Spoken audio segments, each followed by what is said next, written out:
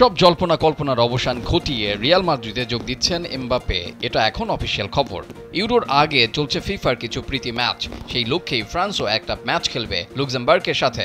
সেই ম্যাচের আগে ফ্রান্সের জার্সিতে প্রেস কনফারেন্সে কথা বলেন এমবাপ্পে। সেখানে স্বভাবতই তাকে প্রশ্ন করা হয় ভবিষ্যৎ ক্লাব রিয়াল মাদ্রিদ আর সাবেক ক্লাব পিএসজি সম্পর্কে। রিয়ালকে নিয়ে ভালো উত্তর দিলেও পিএসজিতে নিজের অভিজ্ঞতা নিয়ে কড়া জবাব দিয়েছেন ফরাসি তারকা।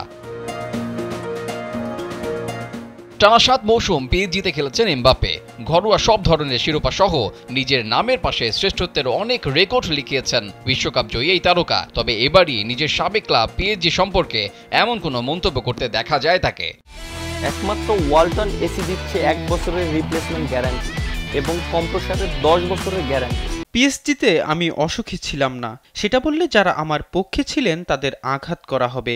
আমি সবসময় সুখী ছিলাম, কিন্তু নির্দিষ্ট কিছু বিষয় আমাকে অসুখী করেছে। তবে আমার মতো খেলোয়াড় তা প্রকাশ করতে পারে না, কারণ আমি নেতাও। তাই যতটা সম্ভব ইতিবাচক থাকার চেষ্টা করেছি।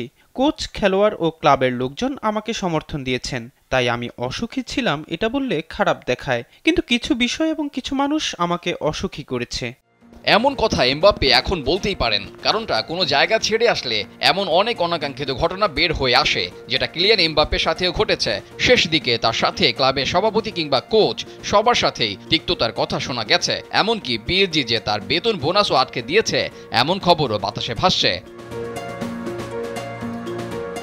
পিএসজিকে নিয়ে এমবাপ্পের এমন প্রতিক্রিয়ায় অফিসিয়াল কোনো বিবৃতি দিতে দেখা যায়নি ক্লাবটির পক্ষ থেকে। তবে ক্লাবটির ঘনিষ্ঠ এক সূত্র বার্তা সংস্থা এএফপিকে বলেছেন, এমন কথা এমবাপ্পে যেহেতু বলেছে, তাই ক্লাব মনে করে তার কোনো মর্যাদাবোধ নেই। দল নিয়ে কোনো ব্যাপারেই নাসের আল খেলাইফি না গলান না।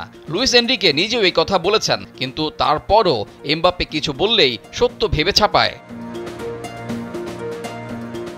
নিজের সাবেক ক্লাব পিএসজিতে ভালোই ছিলেন এমবাপ্পে, সব জায়গাতেই তার প্রাধান্য দেয়া হতো, যেটা নিয়ে প্রায় সব ফুটবলারদের সাথেই দাদাগিরি দেখাতেন এমবাপ্পে।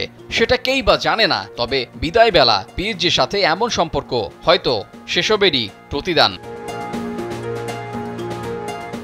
রেজাউল করিম, কালবেলা।